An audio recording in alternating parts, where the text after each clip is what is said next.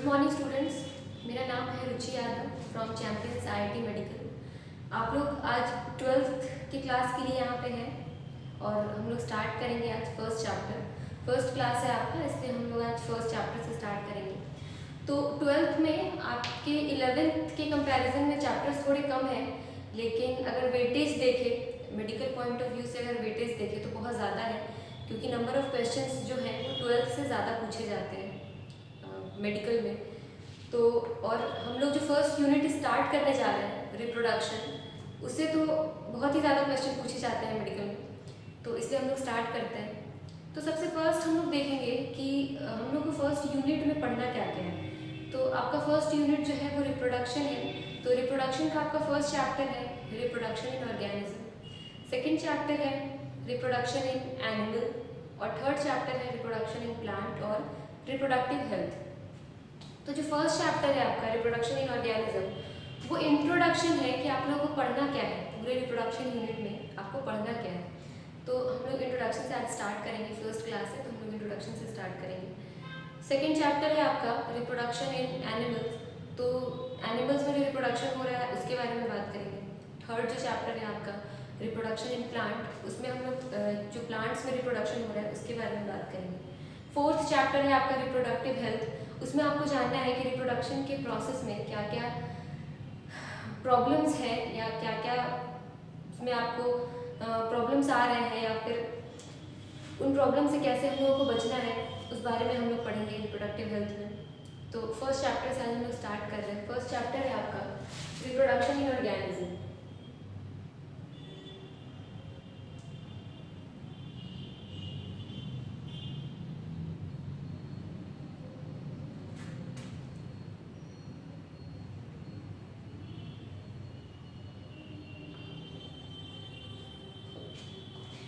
आप सभी लोगों ने जूनियर क्लासेस में पढ़ रखा होगा कि जो लिविंग ऑर्गेनिज्म है उनके कुछ कैरेक्टरिस्टिक्स हैं, उसमें से एक है रिप्रोडक्शन। ठीक है, तो जो रिप्रोडक्शन है सबसे फर्स्ट की लिविंग ऑर्गेनिज्म का कैरेक्टरिस्टिक है रिप्रोडक्शन। तो सबसे फर्स्ट स्टेप क्या है लाइफ का। ठीक है, अगर आप लोगों से ये पूछा जाए कि लाइफ का सबसे फर्स्ट स्टेप कौन सा है, तो हम लोग क्या कहते हैं, लाइफ का सबसे फर्स्ट स्टेप है बर्थ। लाइफ का सबसे फर्स्ट स्टेप है बर्थ। और हम लोग क्या देखते हैं, लाइफ का सबसे लास्ट स्टेप कौन सा है, तो क्या है डेथ। ठीक है, लाइफ का सबसे फर्स्ट स्टेप है बर्थ और सबसे लास्ट स्टेप है डेथ। जिसका बर्थ हो रहा है उसका जो डेथ है वो एकदम कंफर्म है। तो हम लोग ये कह सकते हैं from birth to natural death is known as life span।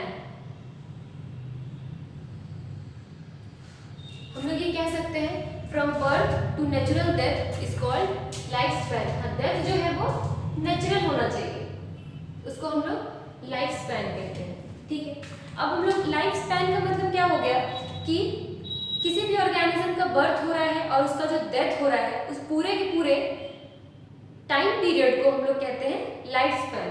तो हम लोग डेफिनेशन क्या कह सकते हैं लाइफ स्पैन का, डेफिनेशन हम लोग कह सकते हैं द टाइम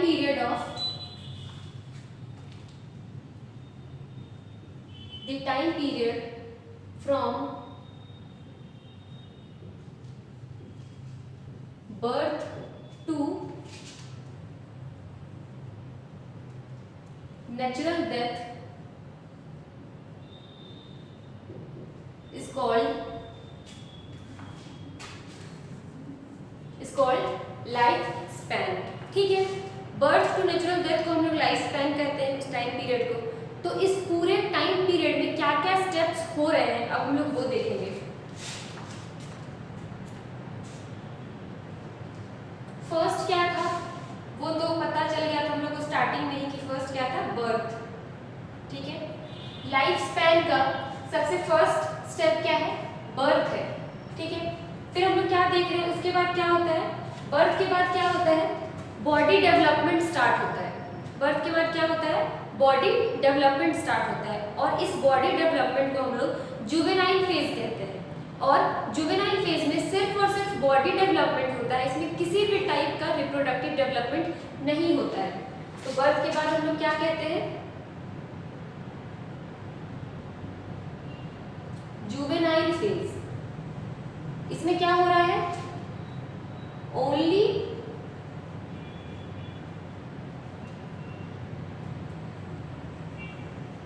बॉडी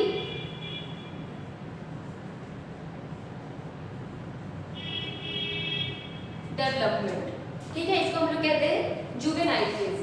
ठीक है, अब बॉडी डेवलपमेंट हो गया, जुवेनाइल फेज कंप्लीट हो गया, फिर क्या होता है? फिर होता है रिप्रोडक्टिव फेज।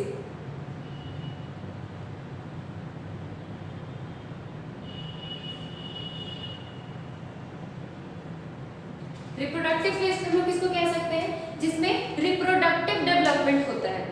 ठीक है, अब इसमें रिप्रोडक्टिव डेवलपमेंट हो गया है, अब ये ऑर्गेनिज्म जो भी है वो अब रिप्रोडक्शन के लिए केपेबल है। ठीक है,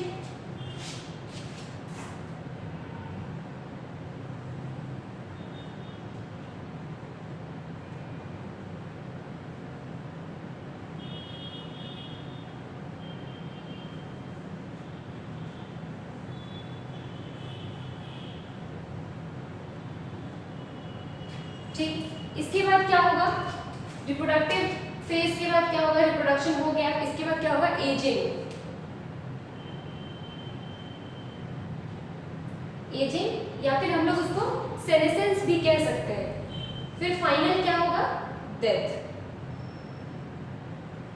ठीक है, तो बर्थ टू नेचुरल डेथ को हम लोग कह रहे थे लाइफ स्पैन, और जो लाइफ स्पैन है उसमें क्या क्या फेजेस है? फर्स्ट है बर्थ, सेकेंड है जुवेनाइल फेज। जुवेनाइल फेज किसको कह रहे हैं हम लोग?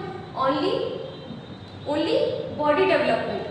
फिर है रिप्रोडक्टिव फेज। रिप्रोडक्टिव फेज हम लोग किसको कह रहे हैं? Only reproductive development. फिर है एजिंग। एजिंग का मतलब क्या होता है? बुढ़ापा। बुढ़ापे के बाद क्या आता है? डेथ। ठीक है, इसको हम लोग कहते हैं लाइफ स्पैन। ठीक, अब हम लोग देखेंगे कि जो लाइफ स्पैन है वो ऑर्गेनिज्म टू ऑर्गेनिज्म वेरी करता है। ऐसा हम लोग नहीं कह सकते कि जितना ह्यूमन बीइंग का लाइफ स्पैन है उतना ही बर्ड्स का भी लाइफ स्पैन है, जितना बर्ड्स का लाइफ स्पैन है उतना ही एनिमल का लाइफ स्पैन है। हम लोग ऐसा नहीं कह सकते। क्यों नहीं कह सकते? क्योंकि ऑर्गेनिज्म टू ऑर्गेनिज्म जो लाइफ स्पैन है वो वेरी करता है। अब हम लोग देखेंगे कि सबसे शॉर्टेस्ट लाइफ स्पैन किसका होता है और सबसे लॉन्गेस्ट लाइफ स्पैन किसका होता है।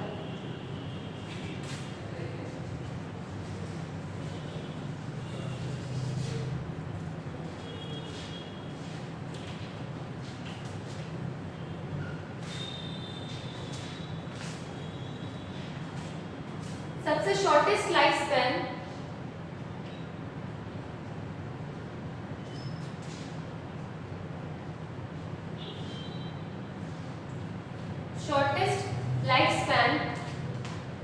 मेफ्लाई।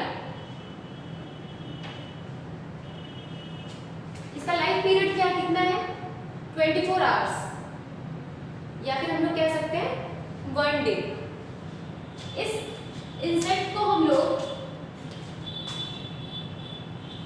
1 डे इंसेक्ट भी कह सकते हैं।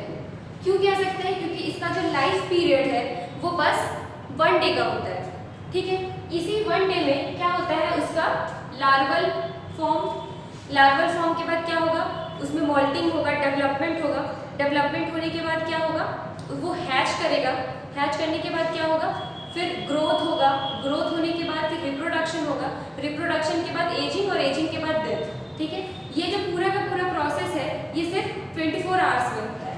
ठीक है, अब इसमें जो ये सारा जो प्रोसेस हो रहा है, लार्वल फॉर्म फिर हैचिंग, ये सारा जो प्रोसेस हो रहा है उसमें सबसे कम टाइम किसमें लगता है? रिप्रोडक्शन और डेथ में। Only 7 minutes. ठीक है, सबसे मिनिमम टाइम जो है वो रिप्रोडक्शन और डेथ में लगता है। ठीक है, उसके बाद ये हो गया शॉर्टेस्ट लाइफ स्पैन। फिर हम लोग देखेंगे longest life span.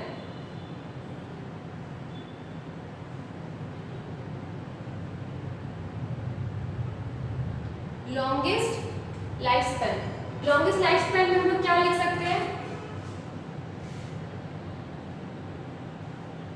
Tortoise, tortoise का लाइफ स्पैन क्या होता है, टॉर्टोइज का लाइफ स्पैन होता है 300 to 400 ईयर्स, 300 to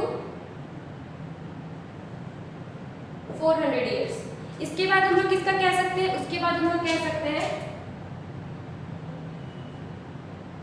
बॉहेड वेल, इसका लाइफ स्पैन क्या है 150 to 200 ईयर्स, ठीक है। उसके बाद हम लोग किसका एग्जांपल दे सकते हैं, पैरट का, पैरट का लाइफ स्पैन क्या है 140 ईयर्स, ठीक है। तो इससे क्या पता चल रहा है कि organism to organism life span जो है वो वेरी करता है, ठीक है। ये एक समझ में आ गया। इसके बाद हम लोग को क्या देखना है कि जो लाइफ स्पैन है उसका कोई रिलेशन नहीं है उसके हाइट उसके वेट के साथ, ठीक है। तो एग्जांपल के लिए हम लोग देख सकते हैं पैरट और क्रो, जो पैरट है और जो क्रो है इसका जो लाइफ, इसका जो हाइट वेट है वो ऑलमोस्ट सिमिलर है, ऑलमोस्ट सिमिलर है, लेकिन इसका जो लाइफ स्पैन है उसमें बहुत ही ज़्यादा डिफरेंस है। कैसे, पैरट का जो लाइफ स्पैन है वो है 140 ईयर्स का और जो क्रो का लाइफ स्पैन है वो है 15 to 20 ईयर्स, ठीक है। तो इसलिए हम लोग क्या देख रहे हैं कि इसका है 140 ईयर्स, इसका है 15 to 20 ईयर्स। तो इससे क्या पता चल रहा है कि जो हाइट और वेट है उसका कोई रिलेशन नहीं है लाइफ स्पैन के साथ, ठीक है। तो अगर हम लोग प्लांट्स में भी देखें तो जो पीपल ट्री है और जो बनियान ट्री है उन दोनों की लाइफ स्पैन में भी बहुत ज़्यादा डिफरेंस है, जबकि उन दोनों का जो हाइट है वो एकदम ऑलमोस्ट सिमिलर है। जो बनियान ट्री है, बनियान ट्री का लाइफ स्पैन क्या होगा 100 ईयर्स, ऑलमोस्ट 100 ईयर्स, ठीक है। लेकिन जो पीपल ट्री है, पीपल ट्री का क्या होता है 1500 ईयर्स ऑलमोस्ट उसका लाइफ स्पैन होता है, ठीक है। तो हम लोग ये कह सकते हैं कि जो ऑर्गेनिज्म है उसका जो लाइफ स्पैन है उसके हाइट के साथ उसका कोई रिलेशन नहीं है। सेकेंड थिंग हम लोग ये कह सकते हैं कि कोई भी ऑर्गेनिज्म अगर उसका बर्थ हो रहा है तो उसका डेथ भी होगा, ठीक है। कोई भी ऑर्गेनिज्म इमॉर्टल नहीं है एक्सेप्ट सिंगल सेल्ड ऑर्गेनिज्म। इस चीज़ को हम लोग प्रूफ भी करेंगे लेकिन आगे।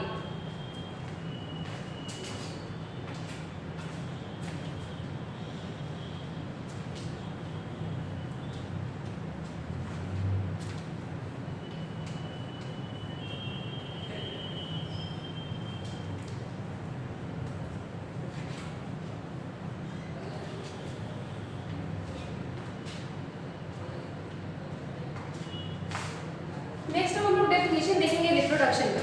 इस बारे में ज़्यादा बताने का तो ज़रूरत है नहीं, आप लोगों ने जूनियर क्लासेस में पढ़ रखा होगा ये चीज़ कि रिप्रोडक्शन का डेफिनेशन क्या है। तो हम लोग कह सकते हैं कि जो रिप्रोडक्शन का डेफिनेशन है कि reproduction is a biological process in which organism can produce their offspring which are identical to their parents. फिर से बता रहे हैं रिप्रोडक्शन का डेफिनेशन क्या हो सकता है कि reproduction is a biological process in which organism can develop its offspring या फिर they can obtain their offspring which are identical to their parent, ठीक है। इसको हम लोग कहते हैं रिप्रोडक्शन। रिप्रोडक्शन के टाइप्स के बारे में देखें तो रिप्रोडक्शन में दो टाइप्स हैं। फर्स्ट है asexual reproduction, second is sexual reproduction, ठीक है। तो जो एसेक्सुअल रिप्रोडक्शन है उसको हम लोग क्या कहते हैं और सेक्सुअल रिप्रोडक्शन क्या है इसको हम लोग क्या कहते हैं, इस बारे में भी पता है आप लोगों को। एसेक्सुअल रिप्रोडक्शन हम लोग कहते हैं जिसमें सिंगल पेरेंट इन्वॉल्व है, ठीक है। इसमें एसेक्सुअल रिप्रोडक्शन में सिंगल पेरेंट इन्वॉल्व है, लेकिन सेक्सुअल रिप्रोडक्शन में दो पेरेंट इन्वॉल्व है, एक मेल सेकेंड फीमेल, ठीक है। एसेक्सुअल जो रिप्रोडक्शन है उसमें क्या होता है, जाइगोट का फॉर्मेशन नहीं होता है, मतलब फ्यूजन ऑफ गैमेट्स नहीं होता है। लेकिन जो सेक्सुअल रिप्रोडक्शन है उसमें फ्यूजन ऑफ गैमेट भी होता है, फ्यूजन ऑफ गैमेट भी होता है और उसमें जाइगोट का भी फॉर्मेशन होता है। दो डिफरेंस है, ठीक है। एसेक्सुअल रिप्रोडक्शन में क्या होता है, क्लोन फॉर्मेशन होता है। एसेक्सुअल रिप्रोडक्शन में क्या होता है? क्लोन फॉर्मेशन होता है। और जो सेक्सुअल रिप्रोडक्शन है उसमें क्लोन फॉर्मेशन नहीं होता है। जो ऑफस्प्रिंग है वो आइडेंटिकल तो होते हैं बट सिमिलर नहीं होते। ठीक है, अब हम लोग एसेक्सुअल रिप्रोडक्शन से स्टार्ट करेंगे।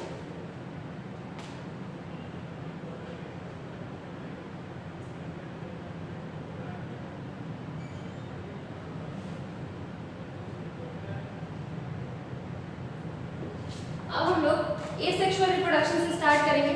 ठीक है, एसेक्सुअल रिप्रोडक्शन क्या है, कैसा है, ये पता है सबको। अब हम लोग टाइप्स देखेंगे कि एसेक्सुअल रिप्रोडक्शन के टाइप्स क्या क्या है।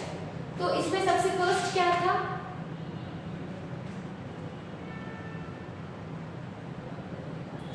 सबसे फर्स्ट है फीजन। ठीक है, फीजन में फिर दो टाइप्स, फर्स्ट है बाइनरी फीजन, सेकंड है मल्टीपल फीजन। फर्स्ट हम लोग देखेंगे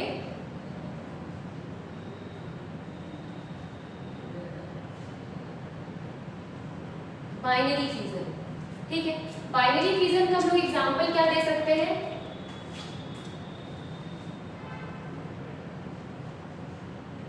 अमीबा। ठीक है, अमीबा कैसा होता है? अमीबा का कुछ फिक्स्ड स्ट्रक्चर नहीं होता।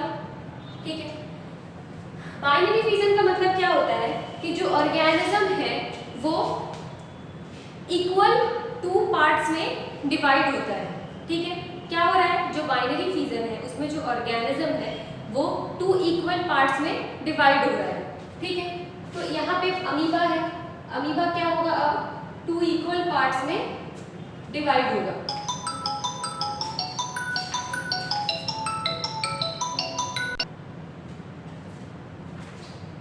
ठीक है, बाइनरी फीजन जो है इसमें क्या होता है कि जो अमीबा है या फिर जो ऑर्गेनिज्म है वो टू इक्वल पार्ट्स में डिवाइड होता है।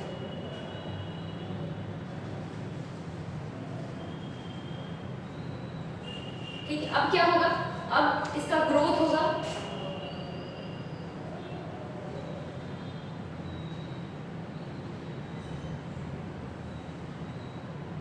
ठीक है, ग्रोथ होने के बाद क्या होगा? ये फिर से बाइनरी फीजन करेगा और ये फिर से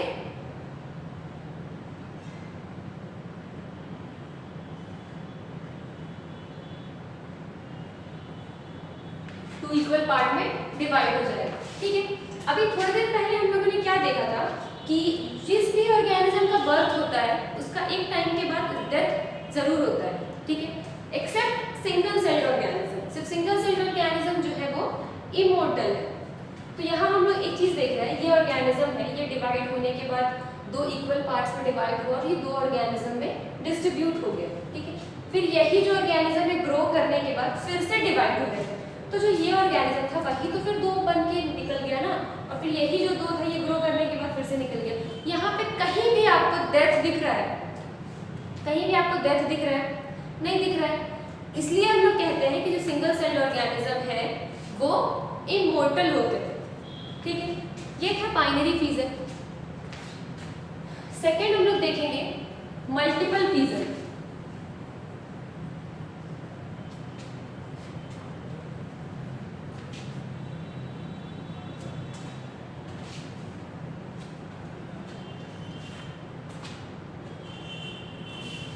सेकेंड हम लोग देखेंगे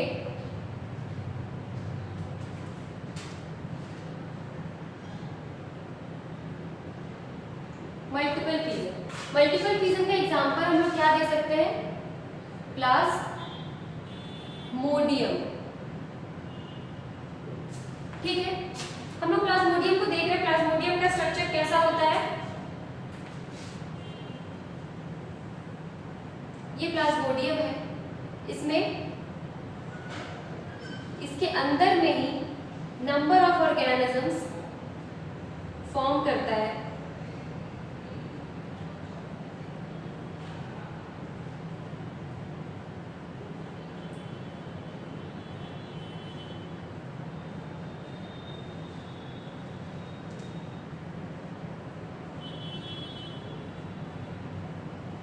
उसके बाद क्या होता है? ये ब्रेक होने के बाद ये जितने ऑर्गेनिजम्स है ना ये फिर से अलग अलग ऑर्गेनिज्म निकल कर आते हैं और इनका ग्रोथ होगा और ये फिर से डिवीजन करेंगे। तो बाइनरी फिजन और मल्टीपल फिजन में क्या डिफरेंस है, क्या पता चला? बाइनरी फिजन जो था उसमें जो ऑर्गेनिज्म थे वो 2 इक्वल पार्ट्स में आकर डिवाइड कर रहे थे, लेकिन जो मल्टीपल फिजन है उसमें क्या हो रहा है कि एक single organism number of organism multiple organism reproduce करने का कैपेसिटी रखता है। इसको हम लोग कहते हैं फिजन। अब हम लोग second type of asexual reproduction देखेंगे।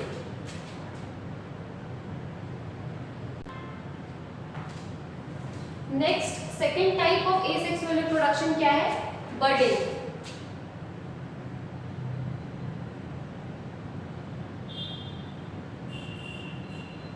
बर्डिंग किसको कहते हैं हम लोग? बर्डिंग हम लोग कहते हैं कि ऑर्गेनिज्म में जो आउटग्रोथ निकल कर आता है इसको हम लोग कहते हैं बर्ड। ठीक है, अब हम लोग देखेंगे जो बर्डिंग है वो 2 टाइप्स का है। फर्स्ट है एक्सोजिनस बर्डिंग, एक्सोजिनस बर्डिंग, और सेकेंड है एंडोजिनस बर्डिंग। ठीक, एक्सोजिनस बर्डिंग क्या होगा? Outgrowth on outside the body, outside the body. Example हम लोग इसका क्या दे सकते हैं? एग्जाम्पल हम लोग दे सकते हैं इसका ईस्ट और हाइड्रा। ठीक है, ईस्ट का स्ट्रक्चर कैसा होता है? ये ईस्ट है, ठीक है, इसके ऊपर एक बर्ड फॉर्म करता है। ठीक है, और जब इस बर्ड का इतना ग्रोथ हो जाता है कि अपने पेरेंट बॉडी से डिटैच होने के बाद सरवाइव कर सके, उसके बाद ये क्या होता है कि अपने पेरेंट बॉडी से ये डिटैच हो जाता है। उसके बाद इसमें फिर ग्रोथ होता है और ग्रोथ होने के बाद ये एक ऑर्गेनिज्म, एक ईस्ट ऑर्गेनिज्म बनकर निकलता है और फिर से इसमें एक बर्ड फॉर्म हुआ और ये प्रोसेस चलता रहेगा। इसको हम लोग कहते हैं एक्सोजिनस बर्डिंग। सेकेंड है एंडोजिनस बर्डिंग। एंडोजिनस बर्डिंग में क्या हो रहा है? हम लोग कह सकते हैं आउटग्रोथ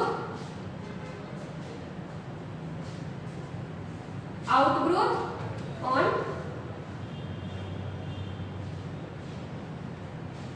आउटसाइड दी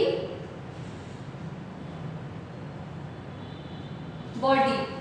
ठीक है, एंडोजिनस बर्डिंग क्या होता है? जिसमें आउटग्रोथ हो रहा है लेकिन इनसाइड दी बॉडी।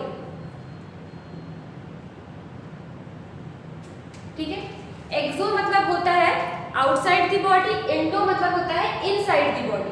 ठीक है, एग्जाम्पल हम लोग यहाँ पे क्या बोल सकते हैं? स्पॉन्जिला। स्पॉन्जिला क्या है? Fresh water sponge.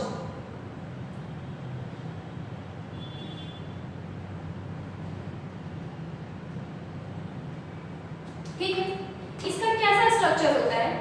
इसका जो है ओपन माउथ होता है और पोरस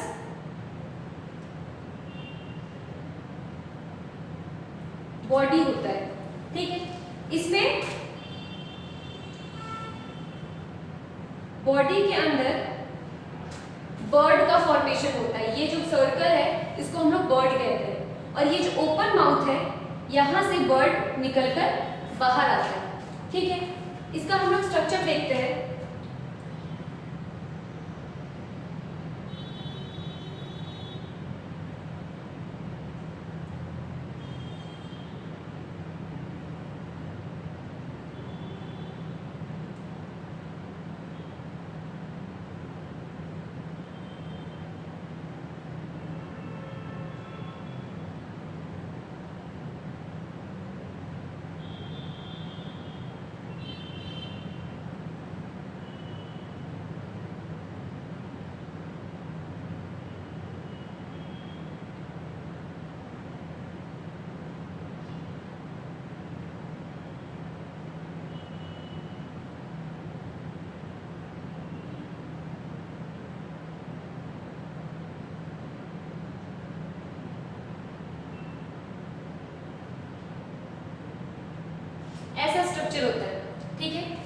फर्स्ट आपको क्या पता चला था कि ओपन माउथ होता है। ये जो ओपन माउथ है इसको हम लोग कहते हैं माइक्रोपाइल। ठीक है, इसके अंदर जो सर्कल सर्कल स्ट्रक्चर आपको दिख रहा है उसको हम लोग कहते हैं आर्कियोसाइट्स।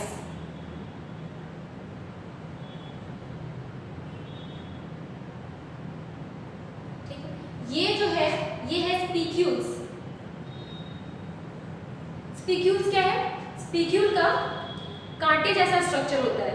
ये यहाँ पे क्यों प्रेजेंट है? क्योंकि वो आर्कियोसाइट्स को प्रोटेक्शन प्रोवाइड कर रहा है। और ये जो स्ट्रक्चर है ये जो है ये है जिलाटिनस स्ट्रक्चर।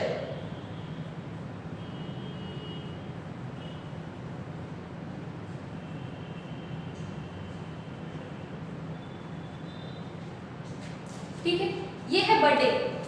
बडिंग क्लियर हो गया। अब हम लोग देखेंगे next type of asexual reproduction.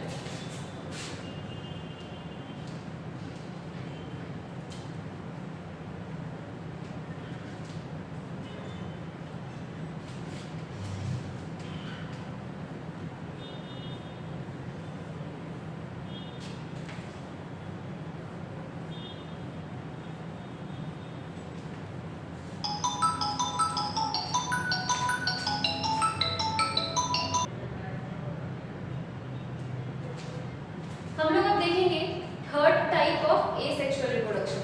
क्या है? Spore formation. ठीक है, इसमें भी हम लोग क्या देखेंगे? टू टाइप्स देखेंगे। फर्स्ट होगा ज़ूस्पोर,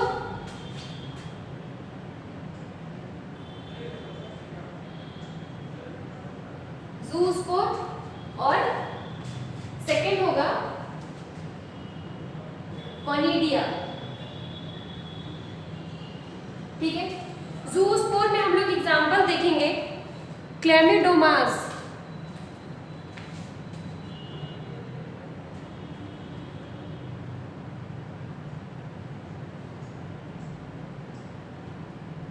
ठीक है। ज़ूस्पोर जो होगा उसका फंक्शन होगा मोर्टेलिटी,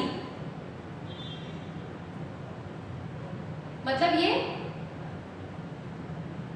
मोटाइल होगा। मोटाइल हुआ का क्या मतलब? इसमें मूवमेंट हो सकता है, मतलब जो क्लेमिडोमास है वो one place to other place ये मूव कर सकता है।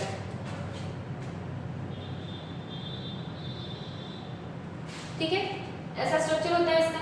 कोनिडिया, कोनिडिया जो है वो नॉन मोटाइल होता है। एग्जाम्पल हम लोग क्या लिख सकते हैं? पेनिसिलियम,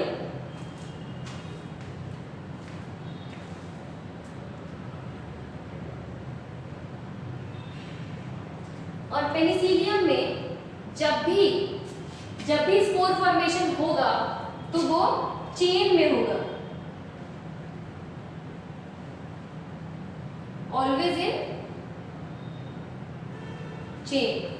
ठीक है, पेनिसिलियम में क्या पता चला? जब भी ये होगा तो चेन में होगा। इसका स्ट्रक्चर हम लोग देखेंगे कैसे ये चेन में होगा।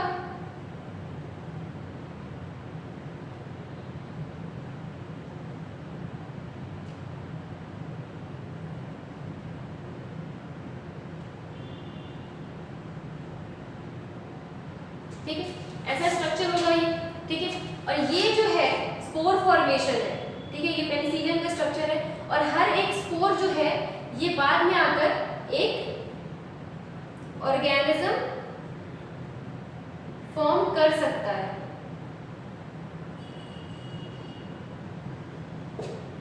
ठीक है, ये थर्ड टाइप था स्पोर फॉर्मेशन का।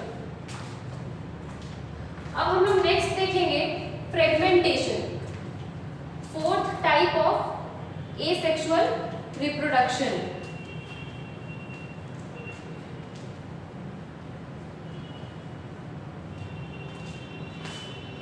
Fourth type of asexual reproduction क्या है?